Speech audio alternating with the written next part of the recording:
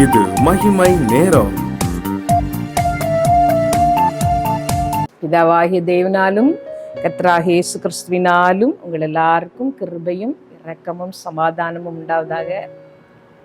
திரும்பவுமாக இந்த தொலைக்காட்சியின் வழியாக நாம் ஒருவரை ஒருவர் சந்திக்கத்தக்கதாக நமக்கு கிருபை பாராட்டின சர்வ வல்லமையுள்ள தேவனாகிய கர்த்தருக்கே இந்த செய்திகளினால் வருகிற சகல துதியும் கனமும் மகிமையும் உண்டாவதாக. சர்வ வல்லமையுள்ள எங்கள் நல்ல தகப்பனே, இந்த நல்ல நாளிலே நாங்கள் ஸ்தோத்திரிக்கிறோம்ப்பா, ஸ்தோத்திரிக்கிறோம். நீர் ஒருவரே துதிக்கு பாத்திரர். எந்த துதி ஸ்தோத்திரத்துக்கும் மேலான மகிமையுள்ள நாமத்தை உடையவர் கர்த்தாவே. நாங்கள் துதித்து புகழுகிறோம். இந்த இன்பமான நேரத்துக்காக உமக்கு நாங்கள் மகிமை செலுத்துகிறோம் கர்த்தாவே. நாங்கள் எல்லாரும் ஒருமனப்பட்டு உம்முடைய திரு சமூகத்தில் நாங்கள் வருகிறோம். இந்த செய்திகளை எங்கள் ஒவ்வொருவருக்கும் நீர் ஆசீர்வதித்து தாரும் ஆண்டவரே. இந்த வார்த்தைகளினாலே எங்களை கட்டும், இந்த வார்த்தைகளினாலே எங்களை பலன் கொள்ள பண்ணும்ப்பா. இந்த வார்த்தைகள் எங்களுக்கு நல்ல உணவாக, நல்ல ஔஷதமாக எங்கள் ஆவி ஆத்மா சரீரத்தை பலப்படுத்த சுகப்படுத்த வேண்டும் என்று நாங்கள் ஜெபிக்கிறோம். ஏசப்பா, நீர் எனக்கு சொன்னீர், நான் உன் வாயோடே இருந்து நீ பேச வேண்டியதை உனக்கு போதிப்பேன் என்று சொன்னீரப்பா. நீர் எனக்கு ஞானம் தாரோம், வார்த்தைகள் தாரோம், சமயத்துக்கு ஏற்ற வார்த்தைகளை சொல்ல நீர் எனக்கு கல்விமானின் நாவை நீ தந்துடலும்ப்பா. நீர் பேசும், நாங்கள் கேட்கிறோம். உம்முடைய நாமமே மகிமைப்படுவதாக. இயேசு நாமத்தில் கேட்கிறோம் ஜீவனுள்ள எங்கள் நல்ல பிதாவே, ஆமேன். இந்த செய்திக்கு ஆதாரமாக நான் எடுத்துக்கொண்ட வேத வசனம் யாத்ராகமும் 3வது அதிகாரம் 12வது வசனம். யாத்ராகமும் 3:12. அதற்கு அவர், நான் உன்னோடே இருப்பேன். நீ ஜனத்தை எகிப்திலிருந்து அழைத்து வந்த பின் நீங்கள் இந்த மலையில் தேவனுக்கு ஆராதனை செய்வீர்கள். நான் உன்னை அனுப்பினேன் என்பதற்கு இதுவே அடையாளம் என்றார். இந்த வாரத்தின் தொடர் செய்திகளுக்கு என்று நான் எடுத்துக்கொண்ட தலைப்பு ஆராதனை என்ற தலைப்பின் அடிப்படையிலே இந்த வாரத்திலே நாம் தியானிக்க போகிறோம். ஆராதனை பற்றி நீங்கள் நிறைய செய்திகள் கேட்டிருக்கலாம். நீங்களே ஆராதனை வீரர்களாக இருக்கலாம். ஆராதனை செய்வது உங்களுக்கு பிரியமான ஒரு காரியமாக இருக்கலாம். இருந்தாலும் இந்த செய்திகளையும் நீங்கள் கேட்டு கர்த்தருக்குள் பலன் அடைய, இன்னும் ஆண்டவரை உத்தமமாய் ஆராதனை செய்கிற ஜனமாக மாற கர்த்தர் தாமே உங்களுக்கு உதவி செய்வாராக. ஆராதனை வேதத்திலே இந்த வார்த்தை எங்க இருக்கிறது, எங்கிருந்து தொடங்குகிறது என்று நான் வேதத்திலே தேடி பார்த்த பொழுது முதல் யாத்ராகமும் 3வது அதிகாரத்திலே தான் இந்த வார்த்தை காணப்படுகிறது. ஆராதனை என்கிற வார்த்தை கர்த்தர் மோசேயோடு பேசின பொழுது சொன்ன வார்த்தை. இஸ்ரவேல் ஜனங்கள் எகிப்திலே பார்வோனின் கீழே கடின பாடுகளை அனுபவித்துக் கொண்டிருந்த பொழுது, பார்வோனாலும் அவருடைய ஆளோட்டிகளாலும் கொடிய வாதைகளை வேதனைகளை அனுபவித்துக் கொண்டிருந்த பொழுது கர்த்தர் மோசேயை அழைத்து நான் உன்னை அனுப்புகிறேன் என்று சொல்லி பேசின பொழுது பேசின வார்த்தை. மோசே வனாந்திரத்திலே ஆடுகளை மேய்த்து கொண்டு அந்த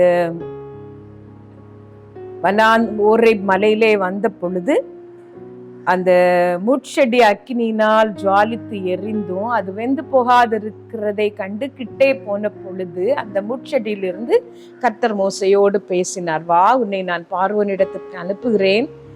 ஆளோட்டிகளின் நிமித்தம் என் ஜனங்கள் இஸ்ரவேலர் படுகிற பாடுகளை எல்லாம் நான் பார்த்தேன். அவருடைய எல்லா நெருக்கங்களிலும் நான் நெருக்கப்படுகிறேன். அவர்களை விடுவிக்கவும், பார்வோனுடைய கையிலிருந்து விடுவிக்கவும், அவர்களை அழைத்து கொண்டு போகவும், எகிப்திலிருந்து அழைத்து கொண்டு போகவும் உன்னை நான் தெரிந்து கொண்டேன் என்று கர்த்தர் மோசேயிடம் பேசின பொழுது கர்த்தர் திரும்ப திரும்ப சொன்ன ஒரு வார்த்தை, எனக்கு ஆராதனை செய்யும்படி என் ஜனங்களை அழைத்து கொண்டு போ என்று சொல்லி. மோசேயும் அதே தான் பார்வோனிடம் சொன்னார். இஸ்ரவேலின் தேவனாகிய கர்த்தருக்கு நாங்கள் ஆராதனை செய்ய வேண்டும், வனாந்திரத்திலே நாங்கள் ஆராதனை செய்ய வேண்டும், கர்த்தர் அதை எங்களிடம் எதிர்பார்க்கிறார், அதற்காக நாங்கள் போக வேண்டும் என்று சொல்லிக் கொண்டே இருந்தார். திரும்ப திரும்ப அந்த வார்த்தைகளை நாம் பார்க்கலாம். பார்வோனும் அதை திரும்ப சொல்லுவார், நீங்கள் ஆராதனை செய்யும்படி போங்கள், முதலாவது குழந்தைகள் மாத்திரம் போனால் போதும் என்று சொல்வார், பெரியவர்கள் மாத்திரம் போனால் போதும் என்று சொல்வார், பிறகு சொல்வார் உங்கள் ஆடு மாடுகளை வைத்து விட்டு போங்கள் என்று சொல்லி. ஆனால் மோசே இல்லை இல்லை, நாங்கள் மொத்தமாக நாங்கள் போவோம், எங்கள் தேவனுக்கு நாங்கள் அங்கே போன பிறகுதான் எதை கொண்டு ஆராதனை செய்வோம் என்று தெரியும், ஆகவே நாங்கள் போக வேண்டும், எங்களுக்கு விடுதலை வேண்டும் என்று கேட்டார்கள். ஆராதனை செய்வதினால் நமக்கு ஒரு விடுதலை வருகிறது. கர்த்தர் நம்மை விடுதலை ஆக்குவதற்கு ஒரு நோக்கம், நாம் அவருக்கு ஆராதனை செய்ய என்று இந்த பகுதியிலிருந்து நாம் கண்டுபிடித்துக் கொள்ளலாம்.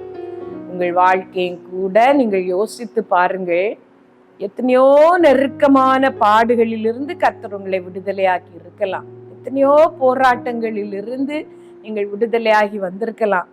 எகிப்தை பற்றி வேதம் சொல்லும் பொழுது அது இருப்பு காலவாய் என்று சொல்லுகிறது. உங்கள் வாழ்க்கையிலையும் இருப்பு காலவாய் போன்ற நெருக்கமான சூழ்நிலைகளிலிருந்து கர்த்தர் உங்களை விடுதலையாக்கி இருக்கலாம்.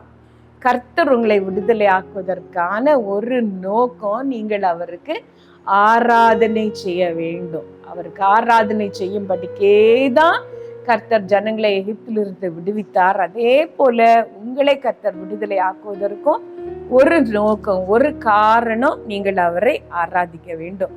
நாம் ஆண்டவரை ஆராதிப்பதற்கு ரொம்ப முக்கியமான ஒரு காரணம் என்ன தெரியுமா? நரக பாதாளத்திற்கு நாம் தப்புவிக்கப்பட்டிருக்கிறோம். ஆண்டவர் நமக்கு பாராட்டின கிருபை மகா பெரிது. எத்தனையோ கோடி பேர் இந்த உலக வாழ்க்கையிலே தங்களுக்கு கொடுக்கப்பட்ட அந்த தருணங்களை எல்லாம் வீணடித்து விட்டு ஒரு சொட்டு தண்ணீருக்காக ஏங்கி துடித்து கொண்டு இருக்கும் பொழுது கர்த்தர் நமக்கு கிருபை பாராட்டினாரே, அந்த நரக பாதாளத்திற்கு நம்மை தப்புவித்தாரே, நம்முடைய நாமங்கள் அவருடைய ஜீவ புஸ்தகத்திலே எழுதி இருக்கிறதே. இந்த உலகத்திலே நாம் கண்ணை மூடினாலும் பரலோகத்திலே கண்ணை திறப்போம் என்கிற ஒரு நம்பிக்கை நமக்கு இருக்கிறதே. அந்த ஆனந்த பாக்கியத்தை கர்த்தர் நமக்கு வாக்கு பண்ணியிருக்கிறாரே, அந்த ஒரு காரியத்திற்காகவே நாம் அவருக்கு ஆராதனை செய்யலாம். இது வரைக்கும் ஆண்டவருக்கு மகிமை செலுத்தாதவர்கள், ஆண்டவருக்கு ஆராதனை செய்யாதவர்கள், இந்த நாளிலே ஆண்டவருக்கு ஒப்பு கொடுங்கள். ஆண்டவரே, உண்மை நான் ஆராதிக்கிறேன், உண்மை நான் துதிக்கிறேன், எனக்கு நீர் பாராட்டின உம்முடைய கிருபை பெரிது, நீர் என்னை தாழ்ந்த பாதாளத்திற்கு தப்புவித்தீர் என்று சொல்லி ஆண்டவருக்கு ஆராதனை செய்கிற ஆராதனை வீரர்களாக, ஆராதனை ஜனங்களாக மாற உங்களை நீங்கள் ஒப்பு கொடுங்கள். கர்த்தர் உங்களுக்கு செய்த அந்த பெரிய நன்மை எது? எந்த காரியத்தின் நிமித்தம் நீங்கள் கர்த்தரை அண்டி கொண்டீர்கள், கர்த்தரோடு ஒரு உறவு தொடங்கினீர்கள் என்று யோசித்து பார்ப்பீர்களா? அவர் நமக்கு பாராட்டின கிருபை பெரிது. இதை கேட்கிற உங்கள் ஒவ்வொருவருடைய ஆத்மாவுக்கும் தெரியும், கர்த்தர் உங்கள் வாழ்க்கையிலே உங்களுக்கு பாராட்டின கிருபை பெரிது என்று சொல்லி. ஒரு நிமிடம் கண்களை மூடி ஆண்டவருடைய சமூகத்திலே உங்களை ஒப்பு கொடுத்து ஜெபிப்பீர்களா? ஹல்லேலூயா, ஹல்லேலூயா, ஹல்லேலூயா.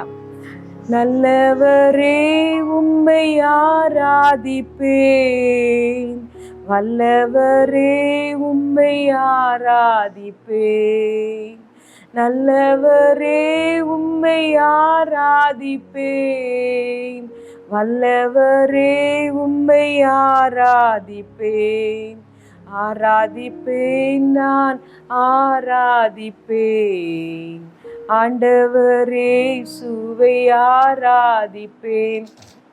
எங்கள் நல்ல தகப்பனே, எங்கள் எல்லாரையும் ஆராதனை வீரர்களாக, உண்மை ஆராதிக்கிற ஜனங்களாக நீர் மாற்றும். இந்த தொடர் செய்தியின் மூலமாக நீர் எங்களோடு பேசும்.